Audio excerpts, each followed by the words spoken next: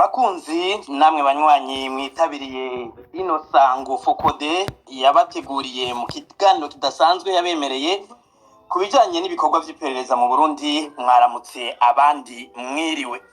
Iperereza ni urwego ruhambaye mu buzima bw'ibihugu kw'isi yose, Uburundi budasigaye inyuma.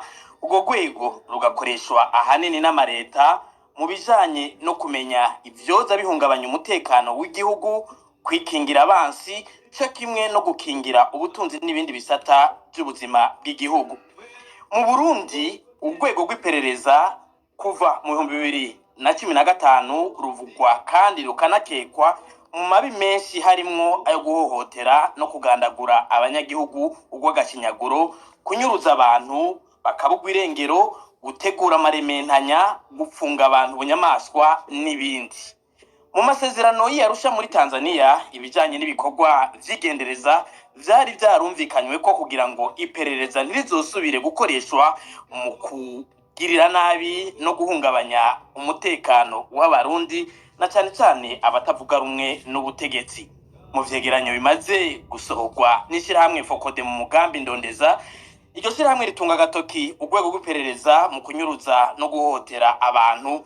Ivyo bikaza vyiyongera ku myidogo y'abanyagihugu kuri urwo rwego, aho rukoreshwa mu gusambura imigwi, imigambwe, amashirahamwe haba mu gihugu eka mbere no mu Barundi bari hanze. Mu kiganiro kidasanzwe Fokode yabateguriye kuri uno wa Nyakanga umwaka 2025 tuza gushimikira ahanini ku matohoza Fokode yakoze ku bikorwa vy'iperereza, amayeri n'umukenyuro rikoresha mu mabi ryagirizwa. Mbega none iperereza ry'u Burundi ritandukaniye he n'amaperereza yandi yo mu bindi bihugu? Iyo bavuze urwo rwego baba bavuze bande? Inzego zikorana n'iperereza izizwi n'izitazwi n'izihe? Iperereza rifatira kuki kugira ngo rifate ku muntu ari umwasi w'igihugu? Ibi bimwe mu bibazo tugiye guca hirya no hino mu kiganiro cy'uno musi. Kuri mikro Gilbert Niyonkuru mfatikanije na Alice Hakizimana. Alice, nimba munyumva, mwiriwe kaze muri kino kiganiro. Mwiriwe Gilbert, mwiriwe n'abariko badukurikirana bose kandi kaze muri kino kiganiro. Uno munsi nkuko wabivuze, ngira ngo tuzakuba dufise umutumire umwe rudende aza kwishura ibibazo by'abatumire canke hirya no hino. Iki kibazo muri kino kiganiro abanywanyi basavye Fokode. Uwo mutumire rero ni Pacifique Ninazwe arongoye Fokode. Pacifique Ninazwe, kaze muri kino kiganiro. Mwiriwe kandi. Mwiriwe cyane, mwiriwe Alice na Gilbert, mwiriwe abo turi kumwe hano mbona batari bake bamaze gushika ku murongo, mwiriwe no ku Barundi bose bazumviriza kino kiganiro haba ubunyene canke inyuma, mwese ndabaramukije. Murakoze. Kino kiganiro rero naho dufite umutumire umwe kiza kugenda nk'uko ibindi biganiro vyahora bigenda, no kuvuga ko kiza kuba mu mice itatu. Mu gice ca mbere ca kino kiganiro kiza kumara isaha imwe, tuzaguha umwanya umutumire kugira ngo ace hirya no hino atubwire n'ivyasesanguye kuri ico kibazo mugenzi wanje Gilbert niwe ko niyo nkuru aje kushikiriza. Mu gice ca kabiri haza kuba kakanya ko guha ijambo abariko badukurikirana kugira ngo babaze ibibazo baterere, eka mbere nabo bafise ico bashikiriza kindi kubijanye n'ibikorwa vy'iperereza bashobore kugishikiriza. Mu gice ca nyuma ari naco kiza kurangiza kino kiganiro kiza kumara iminota 30, tuza kuvugana cokogwa nande, eka mbere cokogwa mu kihe gihe. Tubibutse ko kino kiganiro muri kumagikurikirana ikibiriraho ku mbuga ngurukana bumenyi Facebook, YouTube vya Fokode. Mugenzi wacu Jerome Kazabukeye niwe ari mu buhinga bw'ivyuma kugira ngo amajwi ashobore kubashikira kuri izo mbuga zitandukanye. Ikiganiro gihagarikiwe na mugenzi wacu Gordien Niyungeko. Gilbert, turashaka kwinjira mu kiganiro nyezina. Murakoze Alice Hakizimana. Nibutse yuko kandi kino kiganiro gihuriranye n'imyaka 11 irenze hagandaguwe mu Kamenge ababikira b'abatariyano batatu ngira umutumire mu byo aza kuvuga araza kubigarukako kuko biri mu byo Fokode yamiriko irashikiriza. Pacifique Ninahazwe, reka twinjire muri kino kiganiro tubenda bayikaze nkuko Alice yamaze kwivuga. Kino kiganiro nico mwemereye abanyagihugu ku matohoza mwakoze kubijanye n'ibikorwa vy'iperereza. Mbega none ko mwatohoje mwasanze iperereza ry'u Burundi ritandukaniye he n'ayandi maperereza y'ibihugu? Iyo bavuze iperereza niki umunyagihugu canke kubarutse vuba baba batazi neza canke batashoboye gusoma ingene amaperereza akorwa, mwobasigurira? Ego murakoze. Reka mu gutangura mbere mpere uvuze uti niki ritandukaniye ko n'ivyo ahandi. Reka mpere ku kantu kameze nk'inkuru gakunda gucishamwo utwo nitamwo ama anecdote. Mu kwezi kwa gatandatu mu 2014 narigeze gutumirwa mu gihugu cy'Ubufaransa mu rugendo namazemo hafi indwi zibiri, ndiko ndagendera inzego zitandukanye muri ico gihugu kugira banyereke ingene demokarasi ahandi bayubatse, hariho kuba mu nama nshingamateka na nkenguzamateka, kuja mu nzego zitandukanye za leta, harimwo za kaminuza, harimwo ibisata byinshi cyane bijanye n'ubuzima bw'Abafaransa, hariho no mu biro by'umukuru w'igihugu. Niho rero igihe kimwe ndi mu biro mu bushikiranganji bw'intwaro hagati mu gihugu, urabona twebwe tuvuye nko mu Burundi muri societe civile usanga tuvuga cyane ibintu bijanye n'ama liberté publique, umwidegemvyo w'abanyagihugu. Tubivuga nko muri Fokode n'ayandi mashirahamwe hane hagati y'akazi na muntu, kenshi tuba tuvuga ibijanye n'uburenganzira bw'abanyagihugu, mu bijanye no gukora amanama, mu bijanye no gukora amashirahamwe, liberté d'association, mu bijanye no gukora imyerekano, ya liberté de manifestation. Rero nicaye ngaho bampa ubujejwe liberté publique mu Bufaransa, ubujejwe uvuga ko ajejwe uwo mwidegemvyo w'abanyagihugu. Turicarana aramara umwanya ariko arakora, ariko arasigurira ibyo bakora uko bimeze. Ndumviriza ageze hagati yumva ndamuhagaritse, ndamuhagarika ndamubwira nti ndiko ndakumviriza, naje ngaho nzi ko mugira munsigurire uburenganzira bw'Abafaransa ingene butunganije mu mategeko, ingene mubwubahiriza, ingene bakora amashirahamwe, ariko ndiko ndakumviriza wewe ntujejwe umwidegemvyo ahubwo ujejwe kubacunga. Je numva wujejwe surveillance. Abantu bamenyereye abazungu bazi uko bameze, arigiye iyo umubwiye uzibona atukuye, ukazibona imishatsi irahagaze.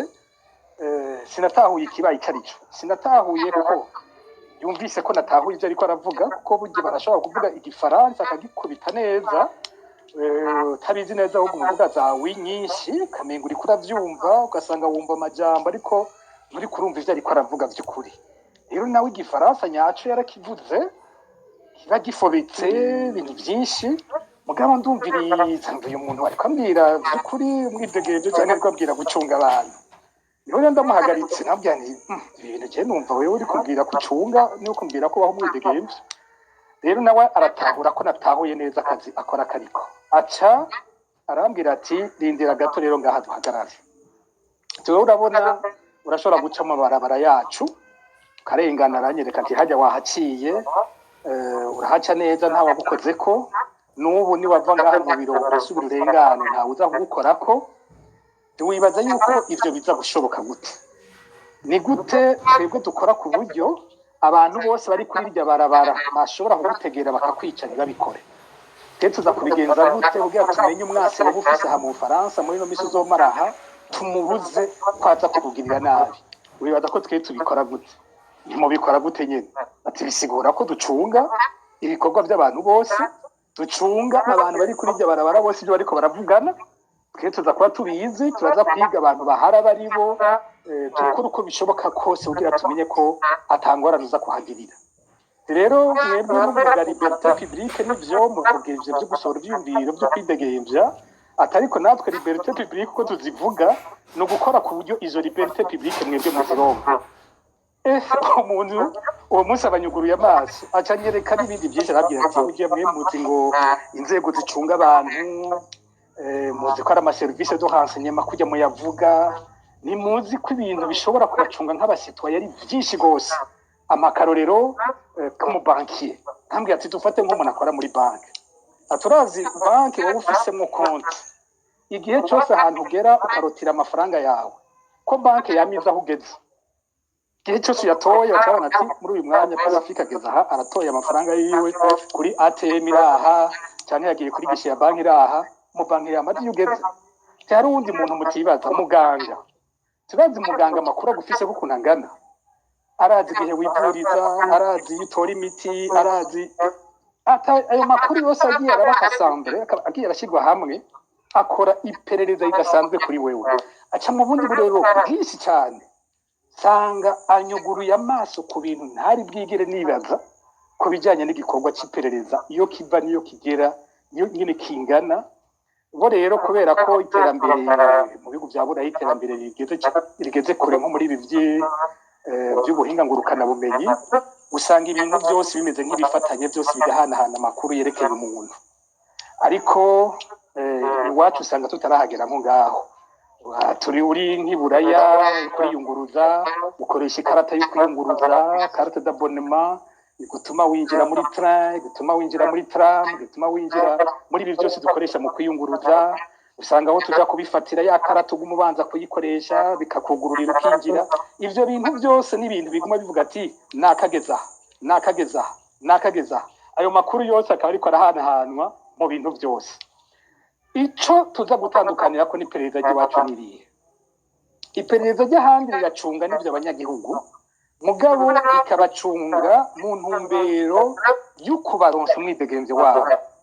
Ni ukuvuga ntuzosanga umufaransa ariko arajugumira avuga ngo ndagowe, ngo iperereza ryacu riko riramurikirana, ngo ndagowe, ngo bahava banyica, ndagowe, bareve abanyuruzwa. Ivyo ntubisanga, ubwo bwoba ntubusanga n'umufaransa, kandi iperereza ryiwe rimucunga ku rugero bakataraboneka uravye mu bindi bihugu. Iwacu naho iyo umenya ko iperereza rikuriko, uba uzi ko rikuriko kugira ngo rikugirire nabi kenshi. Nibwo budasa hagati y'ayo maperereza abiri. Hari iperereza rikora kugira umunyagihugu wese aronke umutekano, hari iperereza naryo ryo mu bihugu hakujya ku Burundi hari intwaro icinyiza abanyagihugu. Iperereza nyabuna rikora mu kukubuza umwidegenzi wawe, iperereza rikora mu kuraba mbega yoba yiyumvira ibyo dushaka cyangwa yiyumvira ibyo tudashaka, mbega yoba avugana n'uwo tudashaka, mbega yoba agendana n'uwo tudashaka. Ugasanga umwanya wose bakuriko uri umusenere, uvuga uri mu MSD, uri umuki, ugasanga ni iperereza rigwanye umunyagihugu aho kuba iperereza rikingira umunyagihugu. Ico niho nohera mu kuvuga rya tandukaniro warumbagije. Mbega mu Burundi iyo tuvuze iperereza tuba tuvuze iki? Mu Burundi hari inzego zizwi nkuru zijejwe iperereza. Urwego nyamukuru ni Service National de Renseignement, SNR nkuko dukunda kuyivuga. SNR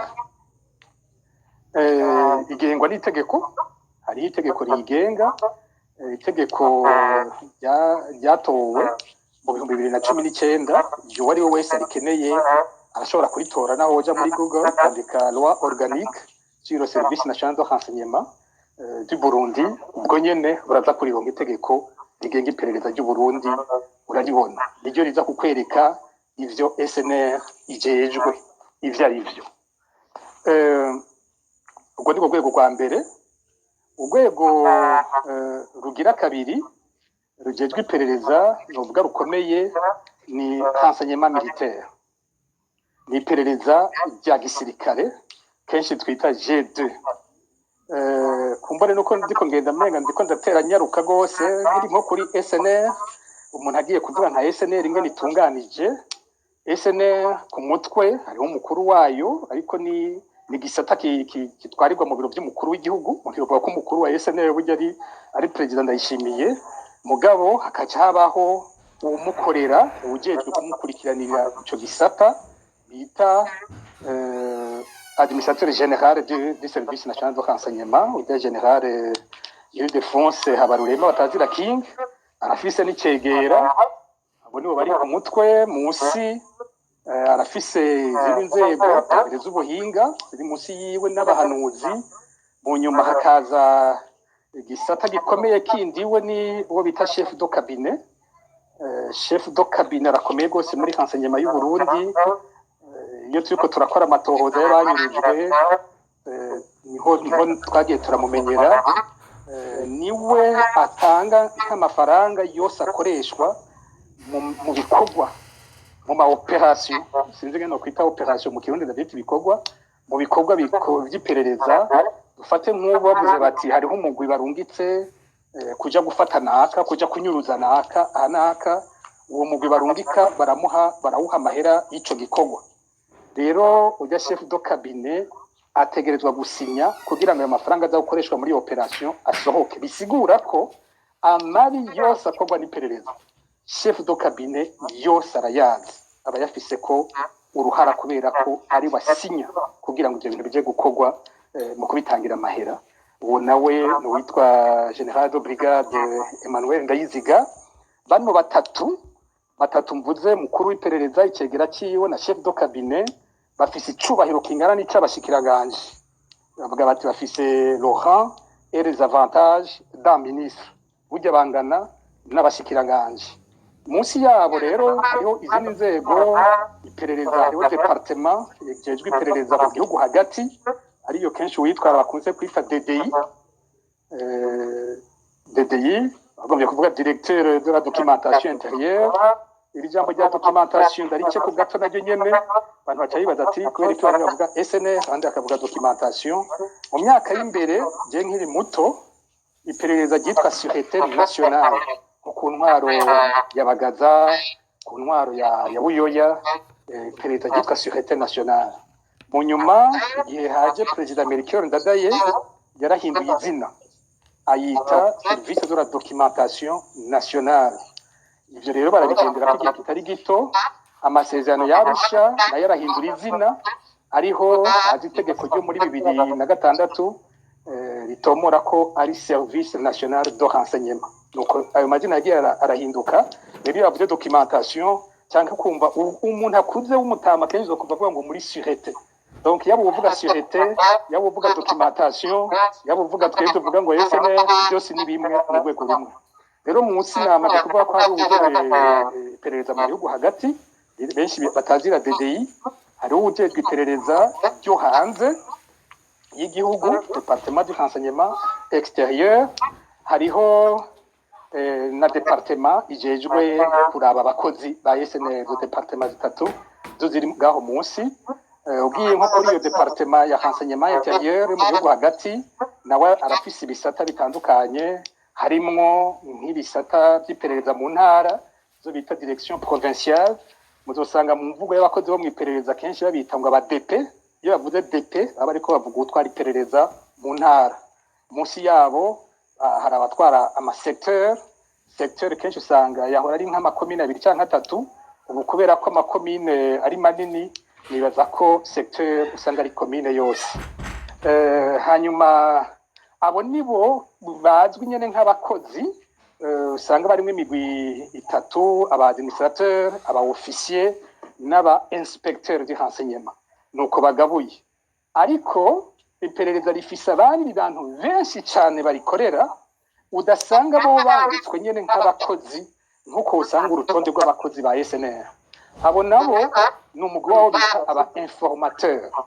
Les informateurs n'abantu benshi gose, abantu batanga amakuru usanga banyanyagije mu bisata byose by'ubuzima bw'igihugu, mu mihingo yose y'igihugu, ku mitumba, mu bucimbiri, eka ahantu hose umuntu adashobora kwibaza urasanga hariho umu informateur aba afise uwakorera, umukozi w'iperereza akorera azwi. Ntabwo umu informateur aba ari umu informateur w'abakozi bose b'iperereza. Usanga dufate bavuze bati Joseph Mathias Niyonzima Kazungu afise aba informateur biwe. Ntabwo aba informateur ba Kazungu aribo ba informateur bo kwa Atia. Usanga bigenda bigabuye benuko. Aho twari turi kuri Service National de Renseignement, navuze ko ari iperereza ryo hanze, naho nyene bimeze nk'uko baragira amabiro atandukanye ahantu hatari hake mu bihugu. cyane cyane uhereye ku ma ambassade y'u Burundi no ku makonsula y'u Burundi. Buriya muri service national de renseignement baragena abantu bakorera iperereza bagenda gukorera muri ambassade. Uretse ambassade no mu bindi bintu byinshi biri hanze urasanga bafiseho hariho aho bagenda bafise amabiro canke akagwi gatoyi kajejwe iperereza, naho nyene bakaca bakora vya bindi nyene aba informateur umuyoro bacunze abarundi ahantu hose mw'isi. Ugiye ku iperereza ry'igisirikare navuze ntigice gira kabiri ni iperereza rya gisirikare. Iperereza rya gisirikare rihera naryo nyene hejuru rimanuka, uzokumva bavuga ngo G2 muri etat major, uzokumva ugeze nko ku ma brigade babita aba B2, uzokumva mu makambi mu makompanyi bariko baravuga uwo bita S2. Donc ni iperereza riva hejuru rimanuka gushika ku migwi mitoyi abasirikare baba batunganijemwo. Ubwa mbere bwo abo bajejwe kuraba nyene mu gisirikare ngene ibintu vyifashe, kuko ubutegetsi bwose bw'amabutinya abasirikare ko aribo bambere bashobora kugumuka bakabusenyura. Ariko kandi nabo barafise aba informateur nkuko twabivuze mu bindi bisata bitari bike babarabira baguma bari kwarondera amakuru. Ahandi hantu hari gisata gikomeye cy'iperereza ni ku kirimba cy'umukuru w'igihugu, naho service national de renseignement yegukira umukuru w'igihugu. Umukuru w'igihugu agerageza kugira irindi perereza ryiwe, iperereza ryiwe ritanditse. Hari iperereza rifatiye ku makamba mucunga BSP na API, hari n'irindi perereza ryiwe yikorera we nyine ryubaka, kuko nk'umukuru w'igihugu ico benshi batibaza abantu ba mbere acunga ntabwo ari abantu bitwa bansi. Umukuru w'igihugu abantu ba mbere ashobora kubangamira ubuzima bwiwe n'abantu bamwegereye, ni ukuvuga umuntu ajeje guteka imfungwa ziwe, umuntu umuganga wiwe, urya mugarde dukora mugendanira. Ni gute umukuru w'igihugu amenya ko urya muntu atafatanye n'abantu bafise imigambi yo kumwica, abantu bamwegereye mu biro vyiwe, ijya garde rapproche bagiye bajejwe umutekano wiwe hafi cyane, abantu bashobora kumwica umwanya wari wose. Hakaca haza inzego zikomakomeye zirimwe zishobora kumusubirira cyangwa zishobora gufata ingingo zo kumukura. Aho umuntu wa mbere, umuntu wese atwara igihugu atinya n'umukuru w'igisirikare, kuvuga ko umukuru w'igihugu ateza kumenya ubuhinga bwo gucunga umukuru w'igisirikare. Umukuru w'igihugu ateza kumenya ubuhinga bwo gucunga umukuru w'inama nshingamateka, kuko niwe muntu wa mbere hagize igishikira umukuru w'igihugu avyungukiramwo. Gerard Ndabirabe niwe muntu wa mbere cyangwa umukuru w'igihugu hagize igishirikira Evariste Ndayishimiye. Ateza kumenya gucunga nk'umukuru w'umugambwe, kuko mu mugambwe ariho habera ingingo zishobora gutuma Ndayishimiye agira ingwane zikomeye ntashobore mu kwitoza muri 2027 n'ibindi. Ateza gucunga umushikiranganje we wa mbere, gutyo umuntu ashobora kwiyumvira abantu bose umukuru w'igihugu ashobora kwiyumvira gucunga imbere yuko anaja gucunga abitwa ko ari abansi, kuko abitwa ko ari abansi bo babacungisha za nzego twamaze kuvuga. Pacifique nahazwe mukivuga ivyo vy'abansi, mbega none kuri izo nzego zose muvuze sinzi ko mwari mwaheje kuzidondagura, abansi baraheza bakamenya gute, babafatira kuki? Ubwo ntabo bihendako kugira ngo bamenye ko batihenze ku mwasi baba bafatiye kuki? Reka cinje ngaho nagira ndangize urutonde bwa mbere ariko ndavuga hariho ahandi hari perereza hatangaje ni mu mugambwe CNDD-FDD. CNDD-FDD irafise service de renseignement yayo, igizwe n'abatwara imbonera kure mu ntara, igizwe aho usanga batwara bitwa ngo abahumure, abakoze ku rugamba n'abandi benshi. Nabo nyene hari perereza rinini cyane. Ingoro za CNDD-FDD murazi ko kenshi zihinduka ngo ikosorero aho bakubitira abantu. Hari abantu bagiye banyuruzwa ugasanga babanje gucishwa nkajya kuri permanence nationale ya CNDD-FDD. Ni urwego nabwo rukomeye hamwe rukorana n'izindi nzego z'iperereza nko muri 2021 aho FOCODE yerekana ingene igisirikare cyanyuruje abantu benshi cyane barimwe abasivile. Twaragiye twerekana ingene iperereza rya Reverien Ndikuriyo ryakoranye na renseignement militaire mu kunyuruza abanyagihugu mu gihugu cyose. Rero naryo nyene nta rukurifata minenegwe kuko riri mu bakora amabi menshi cyane mu gihugu cy'u Burundi. Hariho izindi ariko none ko mwavuze yuko itegeko rigenga ubwo rwego rw'iperereza ari itegeko ry'igihugu, mukaba muzanyemwo iperereza ry'umugambwe, bihuriye he? By'umugambwe biravugwa muri iryo tegeko? Naha rero bigiye kugoranira. igihugu cy'u Burundi ngene gitwawe uwo munsi usanga ari ibintu byinshi bigongana, hariho ibizwi n'amategeko n'ibindi bikorwa, uko ukabona abantu bafise ububasha butumvikana iyo buva. Sinobigaruka ko abantu benshi barabizi, abantu batwara umugambi ingene bafise ububasha budasanzwe mu Burundi, kandi atana hamwe mu mategeko y'igihugu baba bavuzwe. Ukabona nibo baja guhagarika abantu, ukabona baribiha gukubita abantu, ukabona umukuru w'umugambwe umwe agiye gucunga wo mu wundi mugambwe, ibintu usanga bigoye gutahura ingene ivyo bintu bishoboka. Rero nteye nja ku kibazo wambajije gikomeye, mbega muri izo nzego z'iperereza bamenya gute abo baheza bakita abansi?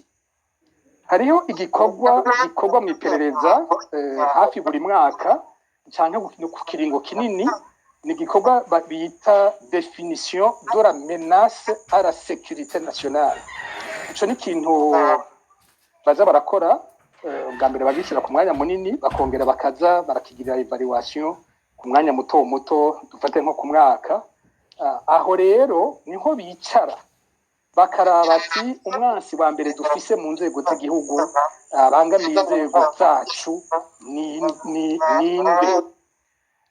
Dufate nko guhera muri 2015 gushika mu za 2019 hafi 20, umwansi iyo menace definition iyo menace à la sécurité nationale bayisize ku kintu cyose cyagwanya twaje manda ya Nkurunziza. Niho bagira bati uwo dufata wese ari muri iyo ntumbero yo kurwanya twaje manda, kumwica turica, kubera ko bamudefinije ko ari umwansi wa mbere akomeye w'igihugu. Narumvise ko hariho evolution nto yabaye mu nyuma, baravuga bati definition bayishira ku muntu wese avugana n'ikintu cyafashe umuheto. Naho nyene niho byahora biri.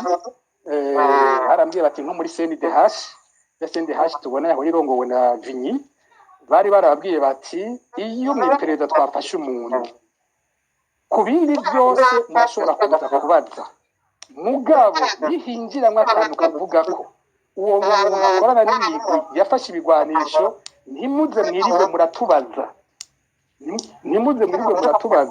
muri ico gihe n'ibizoba bikiberekeye, ubwo dufata twe ko ari umwansi w'igihugu dutegereza kwerimina. Ntako na karorero rero aho mvuze nko muri rusange, ubundi baricara bagatora imigwi itari mike bafata ko ariyo ibabangamiye. Iyo migwi igenda irahinduka uko ibihe bihera. Nimwibuke, ndabibutse ikintu, ikoraniro rya mbere rya CNDD-FDD riri ku butegetsi ryabereye i Bururi mu mwaka w'2006. Sinzi ko mukivyibuka, umugambo ugitwarwa na Hussein Raja, niho bavuze bati abansi ba CNDD-FDD ni bande muri iyo kongere y'i Bururi.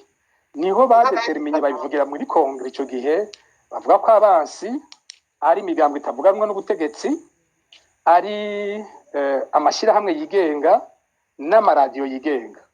Ico gihe niho vyabaye defini neza nka politike y'ubwo butegetsi tugiye guhangana n'iyo migwi itatu. Iyo migwi itatu uyiravye yagiye irahindagurika uko ibihe bihera, uravye ababa bari imbere bahamwa kurusha abandi. Nko muri ico gihe muri 2006 bari bande. 2006 abambere yari Paripahutu FNL yari ikiri ku rugamba. Murazi ko nk'ivyaciye bikurikira ni nk'ubwicanyi bwakorewe aba FNL hari Muyinga. Umugwi wundi bafata hari harimwo abafrodebu n'abaporona bari bahoze batwara ku ntwaro y'imbere yabo. Hariho mwibuka bimwe baca bakorera President Domitien Ndayizeye, n'uwahoze ari cegera ciwe Alphonse Marie Kadege n'abandi. Ico gihe muri ku rutonde rwari rurerure cyane, rwaguma ruhinduka buri munsi, bavuga bo bateza gufata ngo babagiriza ko bashatse gutembagaza ubutegetsi.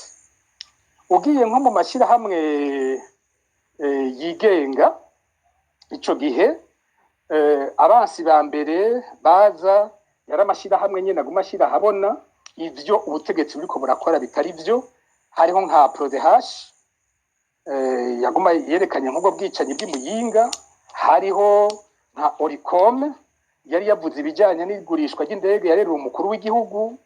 hariho rimwe rimwe n'abandi ugiye mu maradiyo abazi imbere yari RPA yatwagwa na Alexis Nduhije murazi ko ari nayo ya radiyo yerekanye ko iyo kudeta ariko iravugwa atayiriho ko naho bo baha imyaka 100 batazigera bashobora kwerekana iyo kudeta ibimenyetso byayo ugiye uraraba ibintu byaragiye biratera imbere bitera bihinduka uko imyaka ihera tugiye kwegereza nk'amatora ya 2010 umugwi wa mbere waronderwa wari uwe wagumye ubwa mbere ari FNL ya Gwasa haca hakurikira MSD ya Sinduhije uko yari iherutse kuvuka ibyutsa ugwaruka rwinshi mu bisagara ruje ruvuga ruti ntwayiteza guhinduka mu matora ya 2010 hariho Hussein Rajab na IPD niwo mugugira gatatu muri politique ico gihe babona ko babangamiye bategerezwa gukorerako nk'iyo migwi kuko singenda bivuga nuko umwanya ari muto tutobitebako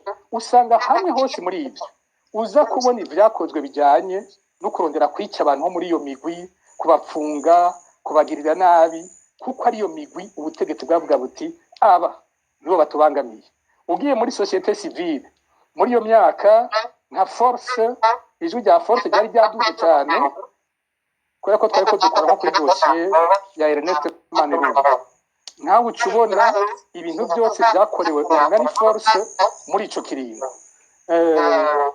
biguma kuri APRODH biraguma no kuyandi mashyirahamwe yavuga cyane muri uwo mwanya ku maradiyo RPA yagumye imbere mu bari babangamiwe muri ico gihe muri bako nayo radiyo yabayemo imigumuko myinshi bamwe mu bayikoramwo kumva bagiye muri Rema FM abandi bakagenwa no mu nzego zihambaye z'igihugu harimo n'inzego z'iperereza no kuvuga RPA n'ahantu iperereza ryakoreye cyane muri ico kiringo ugiye inyuma y'amatora ya 2010 naho nyene uguma ushobora gutora imigwi ibangamiwe kurusha CNL FNL na CNL byagumye ari ibintu bibangamiwe ntwacaza safisha yo kwica aba FNL haraza mbona impamwe acapfungwa kubera ko yerekanye ingene imbonera kure ariko zihabwa inyigisho z'igisirikare muri Kongo haraza imigwi itandukanye ariko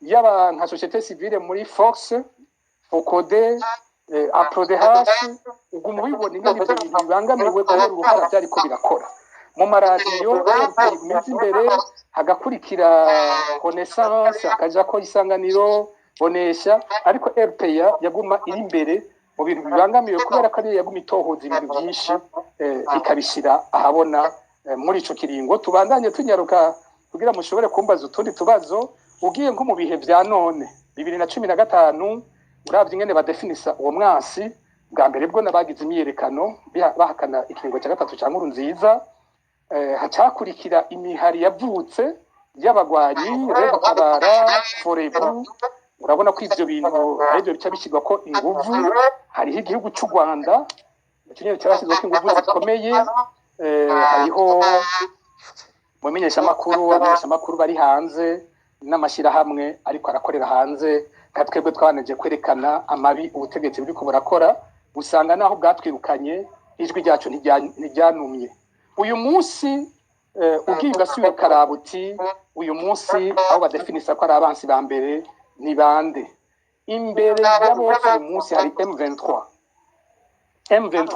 yiri imbere ni ukuvuga ikintu cya mbere ubutegetsi ukeneye kuronka amakuru ni M23 nico kintu cya mbere bukeneye kumenya M23 ipanga ibiki M23 irimo abarundi bangana bate M23 yobifise intumbero yo gutera Burundi mbega aho hariho imigwi y'abarundi yitegura gufata ibigwanisho yashyigikiwe na M23 inguvu zose ziperereza uyu munsi ziraho uburyo bwose bakoresha uruyeri nk'uko tuza kuyibona bakoresha byose biratumbereye kukuza kuvoma amakuru yerekeye M23 bisigura yuko ya migwi yose mwavuga yari bangamiye ubutegetsi kuva muri iyo myaka mwadondaguye itagifise inguvu ku buryo batabanezwe oya migwi ntibayihevye novuga ngo baramenasa araho menace nkuru bashyira ko inguvu zose hakaba nyinshi cyane hakaba rero n'indi migwi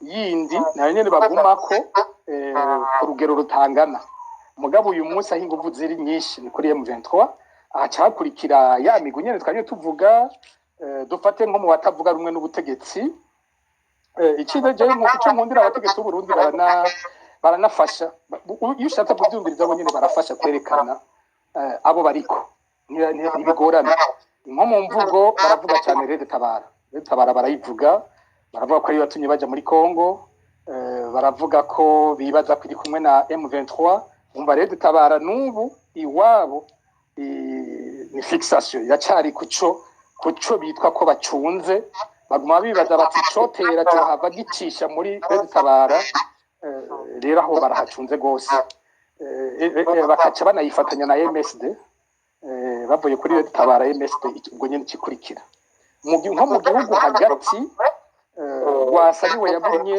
ari cible ikomeye cyane yabo kuko atoza bari bakoze yabereka ko bakoze amatora yigenga rwasari kubatsinda rero uyo niryo rindi tara bagumako bagumye ko ivyo bagiye baramukorera sinda bigaruka ko byose abarundi barabikurikiye baribonye haba gushinga amategeko amukumira haba gukora ibintu bituma adashobora kuja mu matora ivyo abarundi barabikurikiye sinza kubitebako tugiye nko ku mashyirahamwe yigenga novuga ko bitahindutse kanini uravye abantu bahagurukiye Focode iri imbere mukuru wa Focode ari imbere hariho bandi aba bagenzanje bo muri societe civile basohora amaraporo umwe mu bantu bavuga gake burya ubutegetsi bucunga cyane ni Armel Niyongere kuko wewe bamutinyira bijya bikorwa byo muri CPI ntibamuvuga cyane ariko iyo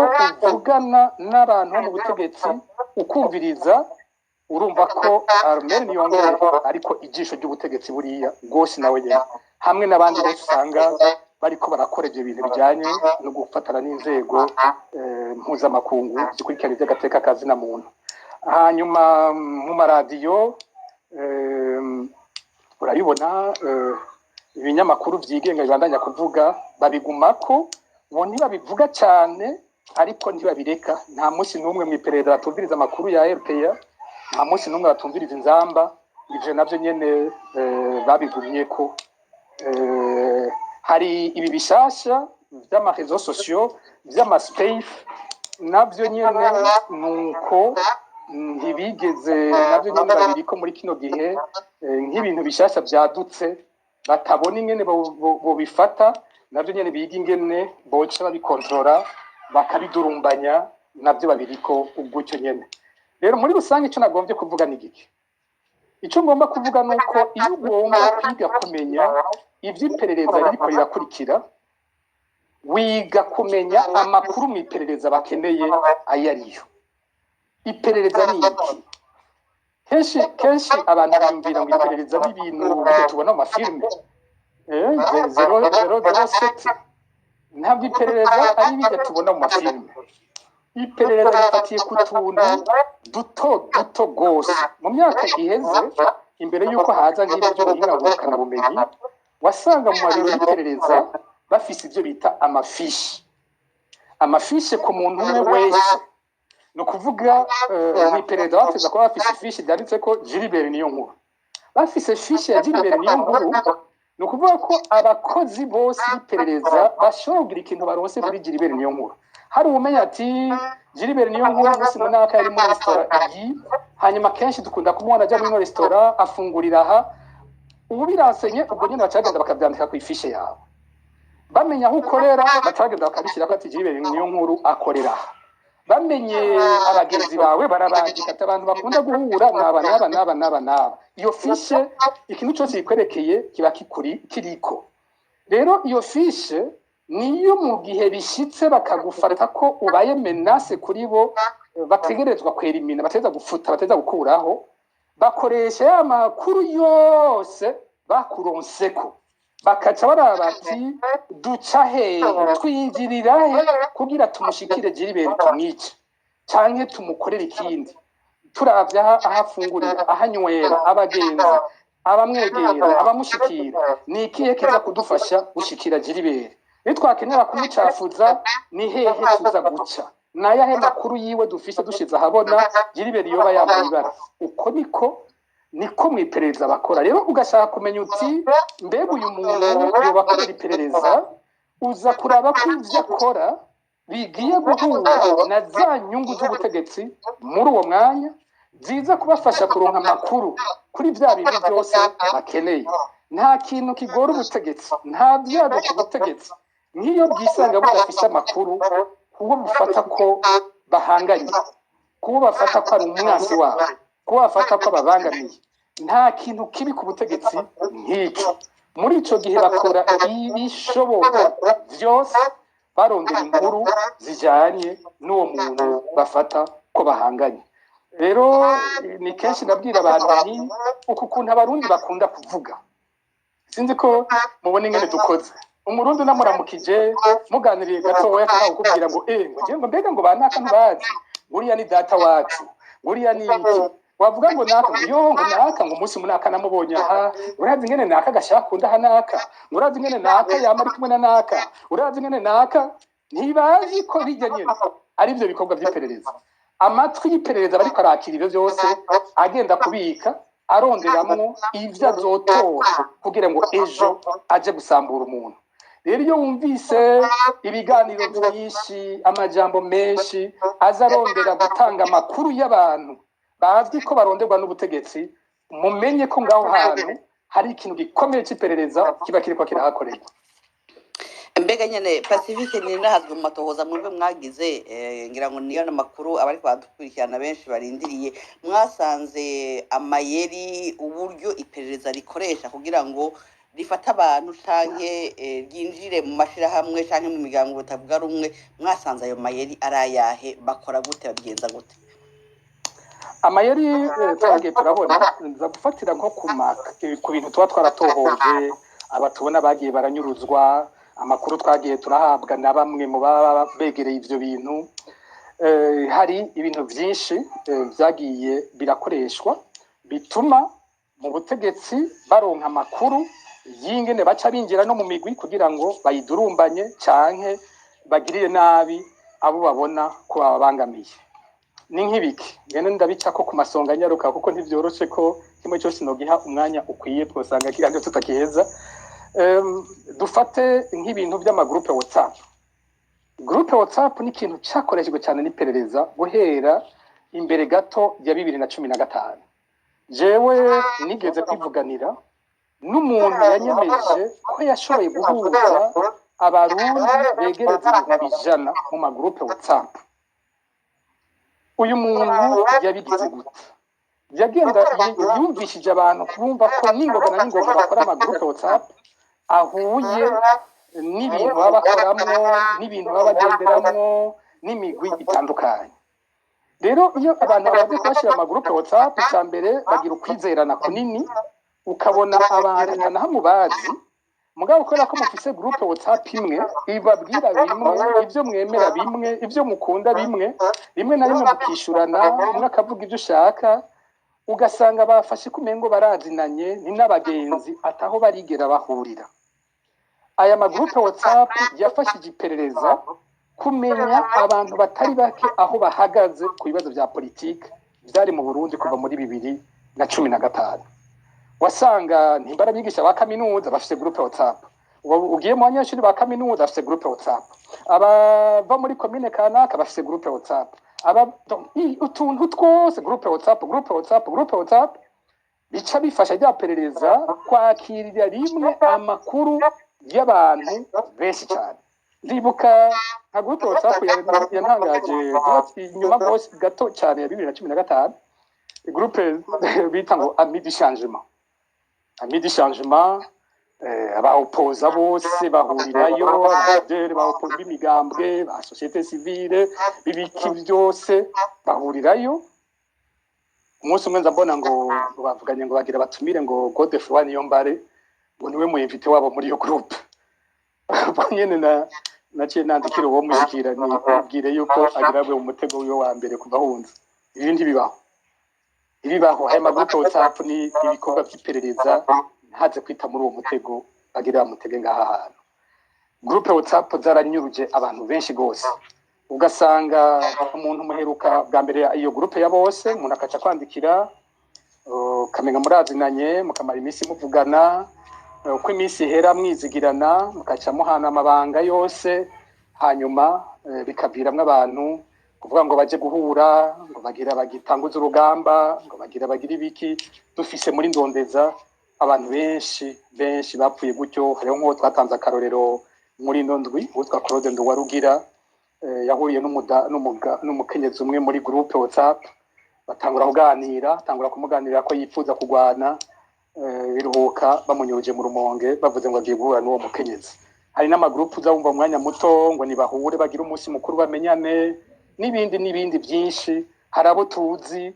wasanga baciye banyuruzwa canke bagafatwa ku minsi bavuze ko bagiye guhurira hamwe ngo basangire agacupa akabe akanya ko kubonana bakaca babona wa muntu wese bahora bazi niyo navuga muri groupe atavuga neza akaba baramufashe je ndazi nk'amagroupe nk'atanu nabayemwo muri ico gihe amwe ndacyarimo hariho nk'umuntu yitwa Wirinda Baniwe benshi bashobora kuba bazi sinifuza kuvuga cyane amazina y'abantu muri kino kiganiro ariko ukaronda gatange wasanga ari muri ayo magroupe yose kabona bashushe gose niwe ashusha abantu niwe yerekana ingene agwanye ikiringo cya gatatu cya nkuru nziza bamwe bakamwicura bakamuhanahana ngo ujya muntu ngo murabe neza mwanya muto nagiye mbona uwo muntu ngo ari mu baserukira CNDD-FDD muri Suède ahamagagwa mu manami Bujumbura ariwe yafatiye mbere mu gushusha abantu muri ayo magroupe twari turimo rero WhatsApp yarabaye ikintu cyiza cyadufashije mobilisation ariko kandi WhatsApp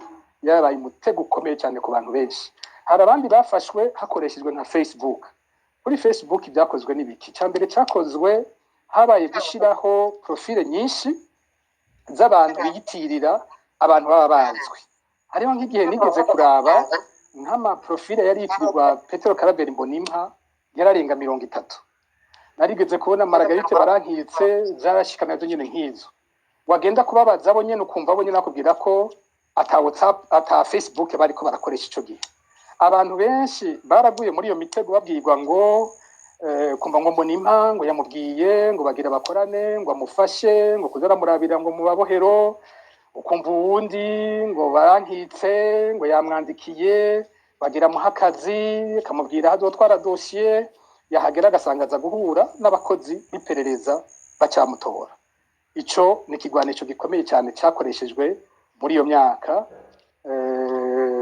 umuntu yona kwishira ko cya manipulation naco nyene ikintu cyo gutuka abantu sico kiganiro nyamukuru cy'uno munsi ariko naco imbuga zarakoreshejwe cyane kuri ivyo bintu kubijanye no gutuka abantu ikindi kigwanisho nabonye ni ingene haba abantu biti imbere mu bintu byitwa ko ari byo kurwanya ubutegetsi natanze akarero ko mu gihe cy'imyerekano uwo navuze byaramushavuje aranasaba yuko tumuhamagara mu kiganiro cyacu twari twipfuje ko uno munsi ashobora kubamwo ntiyabishimye kuhaba kumbura ikindi gihe azoza nigeze kuvuga Gaston Sindimwo yari yuko mu icegera cy'umukuru w'igihugu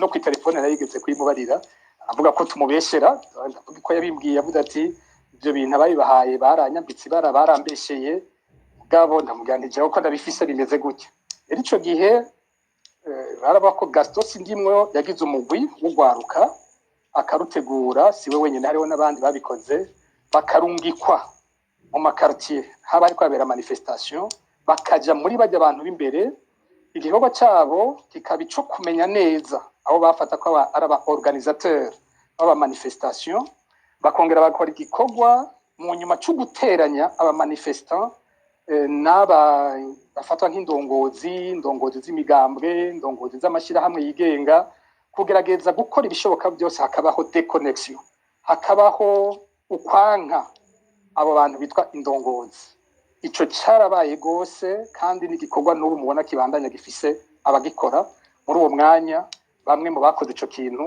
rwaruka rwari rwateguwe gutyo uko ndabifise niko vyabaye uwo mvuze nawe ntavyemera navyo ndabishizemwo umunsi yipfuje kuba mu kiganiro azoheza akizemwo nawe nyene kumbura dufashe kuduha umuco ushobora kubeshuza ivyo mvuze cyangwa ugatomora kurusha ivyo mvuze naramuhaye n'akaroro k'umuntu nzi yakoreshejwe muri ivyo ariko amaherezo yaruhiye no kunyuruzwa baramumubwiye nawe nyene izina ry'uwo muntu ararizi umusore witwa Arsène yava muri komine Buyengero. Ikindi nabonye cyakoreshejwe cyane ni ikintu cy'abantu bitwa abakozi b'Imana. Ikintu cy'ijambo ry'Imana CNDP rivuga ngo yasize Imana imbere ni kimwe mu bigwanisho ikoresha mu iperereza. Ibikoresha mu buryo bwinshi. Hariho abantu bita abakozi b'Imana bavuga ko berekwa bakaza bagakora n'amagroupe umengana yo gusenga bakiyegereza abantu bagatangura kubavugishwa ko bakabwira ibyakazoza kabo buke rero abantu bakabiyegereza bakabikonfiya ko bakabaha amabanga yabo ugasanga ngo mfate nk'akaroro gato dufate umwana arazi ko se ari ku rugamba muri Forebu dufate cyane muri Red Tabara afise amakuru ko se azova mu kibanza runaka ajya mu kibanza mu gihugu kanaka agiye nko ku rugamba ahanaka. Wa mwana avugana n'umukozi w'Imana yizeye cyane ko ashobora kumusengera agakiza n'umuryango wabo. Akatamubwira ati pasiteri ndashaka udusengere hari ikibazo kitubangamiye mu muryango iwacu. Twebwe urabona naho turaha papa wacu si hari yagiye muri ibi. Kandi amakuru dufise nuko ajya azova mu gihugu iki akaja muri iki kugira ngo yifatanye n'abandi ku rugamba. Ndafise ubwoba ko muri ivyo bintu ashobora kuhapfira, ko mu nzira bashobora kumufatiraho. Ndagutakambiye pasiteri umusengere bacavuga tumushyireko amaraso ya Yesu Kristo, bavuga amajambo bavuga murayazi sinibiko ndayadondagura ngaha. Wa mu pasiteri niko akamufasha n'iryo sengesho bagasengera se mwana akaryoherwa ko basengeye se hanyuma katamubwira ati uzuramubaza rero ahageze tuze turumva ahageze kugira ngo ahageze hose dukureho ivyo mutangira. Umwana akaganira na se ingene bimubaza ntawe ubimenye ingene ubuhinga akoresha kuko na se ntaba ari umuntu ashaka gutanga amabanga mugabo umwana akamenya ingene asokoroza se amakuru. Mvuze umwana ashobora kuba n'umugore ari abagore benshi nzi bakoze bene ivyo bintu nabo nyene bakagurisha abagabo babo batabizi. Hanyuma wa mu pasiteri nawe ariko atanga amakuru nko kugiye ca Nkurunziza wasanga ariko bayatanga ku kirimba kwa Nkurunziza nyene. Hariho benshi muri abo bakorana n'iperereza ryo ku kirimba kwa Nkurunziza. Rero wa muntu ariko arasengerwa ahubwo ntamenye ko ariko aragurishwa agasanga muri ya nzira yavuze aho yavuze aza guca nihategererewe umuntu akaba aranyurujwe cyangwa akaba arishwe. Umwana ntaze yigera amenya ko mu kurondera kumusengera yagurishije se atabizi. Umugore ntamenye ko mu kwibaza ngo ariko arondera amasengesho yagurishije se. Hariho abapasiteri bandi barungitswe mu makambi y'impunzi. Hariho nk'umupasiteri naho navuze nta mazina ndaza kuyabangira siravuga cyane ariko reka mvuge nk'akaroro kaboneka uwitwa Leonidas Nihorimbere. Leonidas Nihorimbere sinzi ko acanditswe mu ikambi y'impunzi Inakivale. Yaramaze umwanya munini imyaka myinshi ari mu ikambi y'impunzi Inakivale mu Buganda ahafise urugo. Ariko mu myaka ya 2019 2020 ukabona ari mu Burundi ngo yanditse igitabo ngo cerekana ngo ivyizijana by'u Burundi. Ukamubona ngo yagiye guha ico gitabo ngo mukuru w'igihugu ngo mupfasoni w'umukuru w'igihugu. Kandi Inakivale yanditswe mu mpunzi ajayo azi vyaho byose. Mwibaza ko hari ijisho rya Nkurunziza ryoba ryari Inakivale kurusha nkuru Leonidas Nihorimbere yitwa pasteur ari mu mpunzi akongera akaba kwa Nkurunziza byose akabira muri. Hari kandi karero twatanze cyane karihuye n'inyuruzwa ya Oscar Ntasano. Umusore yitwa n'umusore yari yubatse akiri muto cyane ariko Lambert Bitangimana. Lambert Bitangimana bamukoresheje gute mu kwica aba manifesto. Lambert Bitangimana yari umuntu yagendana Bibiliya. Yaboneka ari umusenzi akomeye cyane. Bamurukira gukorera mu bihugu cyane cyane muri Kenya n'Ubuganda. Ariko yaranagiye muri Sudani y'ubumanuko, Tanzania no muri Kongo naho nyene rimwe yarahakoreye. Uyu yarafatanye na rya perereza ryo ku Kirimba akorana n'abitwa hari uwitwa Colonel Ndundi wo muri API n'uwindi yitwa Major Nayeli Banyezako wo muri BSP nibo bakorana. Ari muri Kenya amafaranga y'akazi yaca muri ambasade y'u Burundi i Nairobi bakayamuhereza. Uyu yarakoreje ubwenge atahandi henshi nabubonye bukomeye kurusha abandi bose. Yakoze iki? Yareheje umwigeme i Bujumbura. Uwo mwigeme akaba ari mushiki w'umu manifestant yari yegereye bajya manifesta tumaze kweza manifestation twumva hari inkoho zivuga mu makartier. Akundana n'uyu mwigeme. Uyu mwigeme mbere akamuhamagara bagahurira mu Rwanda mu mahoteli mu Rwanda. Mu nyuma baranategura ubugeni. Umwigeme aramubwira ati yamara jewe naho mbona wankunze cyane ndafise musazanje abangamiwe rwose ashobora kwicwa umwanya wari wo wose kubera ari kumwe n'abajya bahoze ari abamanifestant aba bariko baragira resistance. Wontabara ukamfasha ukamukurayo ukamunyakirira. Umusore ati yego cyane umva noreka gute kandi ari bofre twimirije kugira urubanza. Uyu musore bamutwaye i Nairobi abana mu nzu na Lambert Bitangimana. Mu nyuma mbere Lambert Bitangimana n'ubugenera bukora abukorera i Nairobi bavuga ubugeni bw'igitangaza ko umuntu atakaze nakamwe babona ariko arakora. Bamwe mbere pare na marene biwe barimwe mu yahatwe kunyuruza. Mu nyuma hariho umupolisi yahoze akora muri Interpol azwi mu ofisi azwi w'umurundi yabi Nairobi yagerageje kunyuruzwa i Nairobi kandi vyakozwe na Lambert Bitangimana. Lambert Bitangimana azanye wa musore akabona iminsi yose umugoroba ugeze Lambert Bitangimana afite icumba ajya kwiyugaranamo. Yaba igihe yaragize ubugeni yaba atarabukora yari afite icumba ajyamo akiyugarana akababwira ko kabara kanya kuja kuvugana na General Niyombare.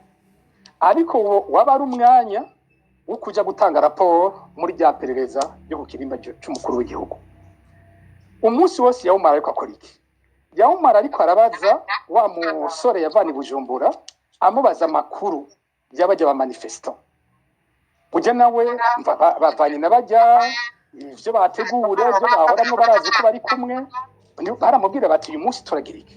Uyu munsi turaha uyu munsi tunyegeye aha bariko baraturondera twagiye kwinyegeza.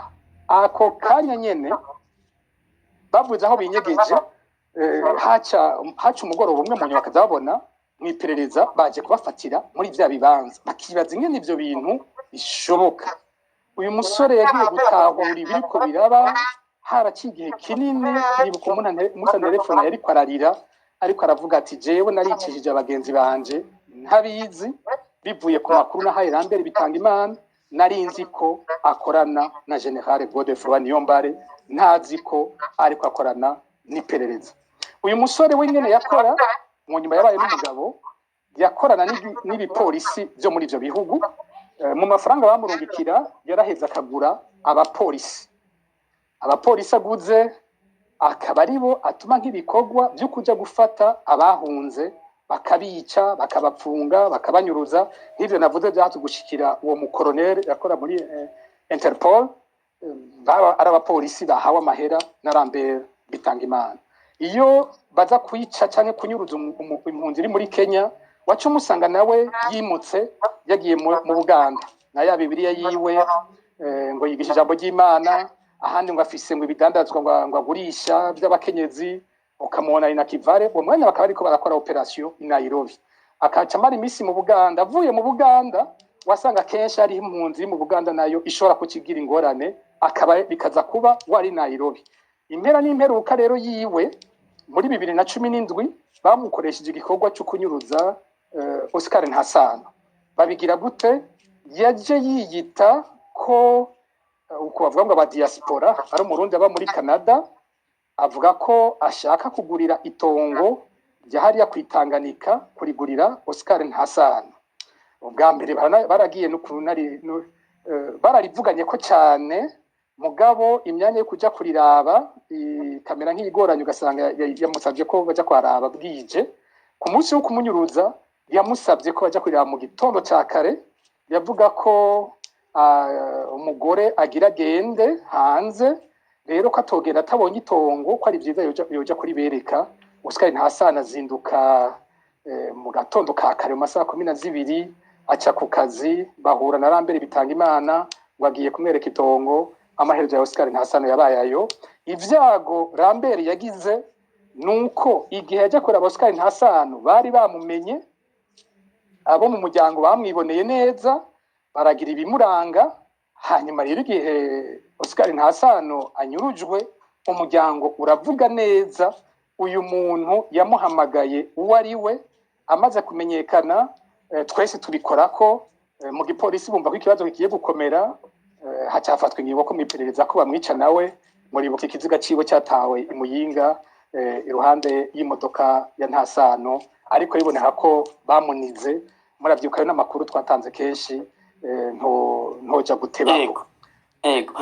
Pacifique Nahazwe sinzi ko mwarangije kuri icyo kibazo kumbure ngira hari utundi tubazo nubwo umwanya uri kuragenda tutari duke. Nk'uyo muntu yagiye kumenyekana hacigiye kinini kandi abapfa baza baragandaguwe. Kare mwavuze muti kera bakoresha amafishe, mu nyuma mwavuze vya groupe WhatsApp, mu nyuma muravuga ivyo abakozi b'Imana. Turi mu gihe ibijanye n'ubuhinga bitera imbere. Mbega iperereza ry'u Burundi rirafise ibindi vyuma vyo kumviriza abantu, rirafise izindi nguvu abo bantu kugira ngo barinde bamenyekana inganda zaratikiye? Abarundi bari bakwiye kubamenya gute umuntu yomenya ati uno muntu ariko arakorera iperereza? Ubundi buhinga bafise bwo mutavuze n'ubuhe? Ego, imbere yuko shika ngaho muri nyaruka nkuko navuze nti kimwe cyose ndagitevye ko sanga cyo haba kiri kiganiro cyuzuye. Hari undi mugwi ukoreshwa cyane w'abigeme. Umugwi w'abigeme nk'umugwi w'abigeme warakoze byo gose mu gihugu cy'u Rwanda, urakoreshwa no ku banyapolitike bamwe bamwe. Abigeme kenshi baba arabigeme b'abatutsikazi, babarungika muri ivyo bihugu. Ugasanga ubwa mbere bwo nabigeme basa n'abafatanye na bamwe mu ndongozi z'igihugu cyane za CNDD-FDD.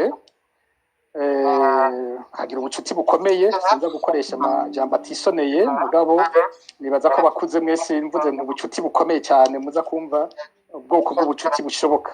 Rero ubwo bucuti bagirana bakaca ibyo kubaha amahera, ivyo byamaze kugera kuri urwo rugero bakaca barungika nko mu Rwanda kuja guhura n'abandi bahunze, bakaza bivuga ko nabo nyene bagwanya ubutegetsi bwa Nkurunziza ubwa mbere bwo nico cyavugwa. Ubu no kuvuga ko banka CNDD-FDD, ariko ikigwa nyamukuru ari ico kurondera amakuru yose ashoboka mu Rwanda n'ahandi hose hari impunzi z'abarundi, na cyane cyane ku ndongozi. Nkiri mu Burundi imbere yuko mpunga muri kiriya gihe cy'imyerekano, hari nk'umwigeme umwe yakora muri BBS yatumwe ngo antelefone ngo duhure, ngo afise intererano ashaka kumpa. Uyu mwigeme aranatelefona, ariko ntibyashoboka ko abantu duhura muri ico kiringo, nta numwe twahura. Abamutumye ndabazi, bari bamubwiye bati apfe kuvuga gusa hari aho muhurira ca tuhagurutsa ingabo ziza kumufata aho hantu azoba ari. Ko n'akaroro kamwe ntanze, ariko abigeme ni benshi cyane bakoreshejwe, haba kuja gusoma amakuru canke ku bantu batandukanye bahura, bamwe bakibaza ngo ni inkundo canke iki, ariko ugasanga hanini bano bantu bakora ico gikorwa cyo gusoma urusaku. No muri ibi turiko turavuga byo gusoma urusaku kuri M23 mu bice vya Kongo, abo bigeme n'ubu bariho bakoreshwa bene ivyo bintu. Ubuhoho byanagiye ku rugero runini kurusha. Hariho abigeme bakorera iperereza ry'igisirikare, usanga ari abasirikare b'abatutsikazi kenshi. Usanga barungikwa. Ubu hari ishure ry'iperereza rigiye kwiga igisirikare, école militaire du renseignement iriho.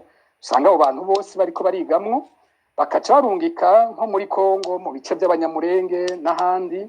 Ukabona batembera bafise Bibiliya, bagaca mu masengero, Yesu ashimwe, abantu bakabamenyera. Bamwe bakarungikwa gukora mu bubare, abandi bakarungikwa no mu Burundi bariho, usanga badandaza ibitumbura, rimwe na rimwe ibibanza badandarize ngo bikaza birahinduka, abantu ntibamenye ko ariko bagurira umusirikare.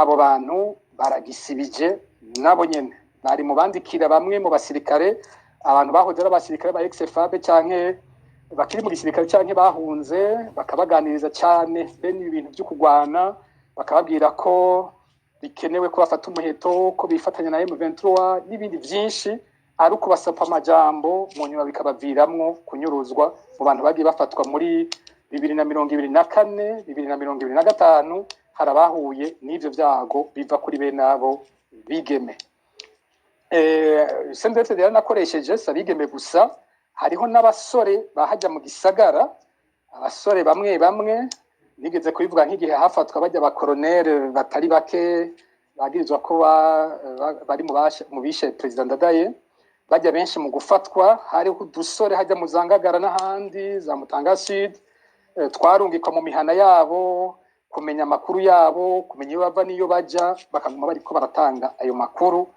baje kubacakira bose bazi neza amakuru yabo uko ameze ivyo bitera vyegereza ico kibazo nyene umbajije gikomeye cyane mbega umuntu akorera iperereza umuntu yomumenya gute umuntu yokubwira ngo biroroshe azoba ari umubeshi kumenya abantu bakorera iperereza bwa mbere bwo kumumenya no kuvuga ko abayananiwe akazi urinze umumenya aba yabikoze nabi iyo azi kubikora neza ari umuprofessionnel biragoye rwose kumufata kuko nawe ashyiramo ubwenge bwose bushoboka iyi kosa benshi bibaza ni ukwiyumvira ko abakozi b'iperereza ari abantu bafise uko basa ni ukwibaza ukishyiramo uti ibyo byose iperereza ry'abasendefdd nk'ikosa rya mbere no kwiyumvira ngo nza gusanga ari umuhutu iryo niryo kosa rya mbere umuntu yashobora gukora nza gusanga uri umututsi ukiyumvira uti ibyo byose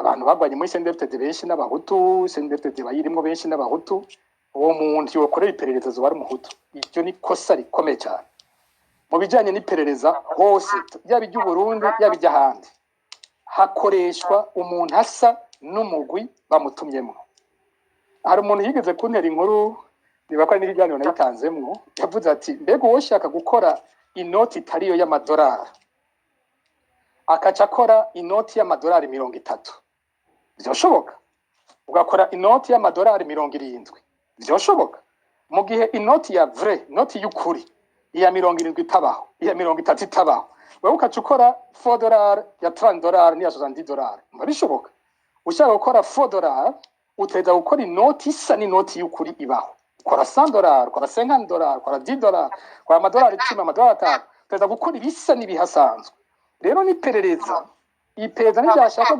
kuja guperereza mu Barabu izorungika umwarabu n'ibyashaka kuja guperereza mu Bahindi izorungika umuhindi no kuri nini ry'u Burundi niko rigira ugashaka kuja guperereza muri societe civile utegerezwa gukora umuntu ameze nk'abo muri societe civile mbere nziza anabarusha umwete abantu bakamugira ifatiro ushaka kuja guperereza aba FNL utegereza kuronka umu FNL w'akarorero bizera kandi ashikira Gwasa ku buryo Gwasa avuga ati uyu niwe muntu ufise imbere yuko amufata azoba ari we muntu yari afise ni waje guperereza muri MSD uwo muntu azoba ari mu MSD w'akarorero ni wazobishobora ivyo bintu rero ni waje guperereza batavuga rumwe n'ubutegetsi nta uzoja kwaperereza avuga ngo jewe ndumusende FDD byashoboka gute aza ari we muntu afise umwete udasanzwe wo kurwanya CNDD-FDD akanerekana abandi bose bayigwanya ko ataco bamaze ko ataco bashoboye wewe akaza avuga ko byihuta ivyo agira ko ari gitangaza akerekana umwete udasanzwe uwo niwe akoreshwa rero imwe mu nzira ya mbere yo kumenya abakorera iperereza ihera kuri kimwe nahereye ko numvise mvuga nti no gutangura kwiyumvira uti amakuru CNDD-FDD ikeneye nayahe amakuru yihanze nayahe niba acurura n'umuntu arondera ayo makuru nyene ibyo akora mu mayeri menshi ashobora gukoresha ugasanga ibintu byose ariko arakora bizana gutanga ayo makuru mu butegetsi bakeneye aho hazoyemo icyambere gituma uvuga uti uyu muntu ashaka iki ni wasanga nk'umuntu ugasanga icyambere akubaza iminsi yose ni mbega womenya Sindrija ari hehe mbega womenya Sindrija gumera mbega wamenya Sinduhije akura amafaranga he, mbega wamenya Sinduhije, ukumva umuntu aguma abaza ivyo. Niyo makuru akeneye mu iperereza. Ucutangura kwibaza muri wewe uti none uyu muntu uri kwereka akeneye aya makuru ko jewe Sinduhije ndazi ko atwara MSD, ndazi ko agwanya ubutegetsi, ivyo ndabizi, ijambo ryiwe ndarizi, ibindi ubwo je ndakeneye kumenya ngo anywera he. Ni kweri ko uyu muntu akeneye iyo detaye yose yo kwa Sinduhije, uzoca umenya kuri kumwe n'umukozi w'iperereza. Ubwo rero n'uburero buto woba ntanga akarorero gatoyi muri societe civile, sinza kuvuga izina ariko reka ndagatange. Mu mwaka w'ibihumbi 2011 hariho umushingamateka wa CNDD-FDD muri EAC yitwa Manase Nzobonima. Abantu baramwibuka Manase yaduka ashira habona ubusuma budasanzwe buriko burakorwa n'abategetsi ba CNDD-FDD, ba Bunyoni bande avuga amafaranga yanyurujwe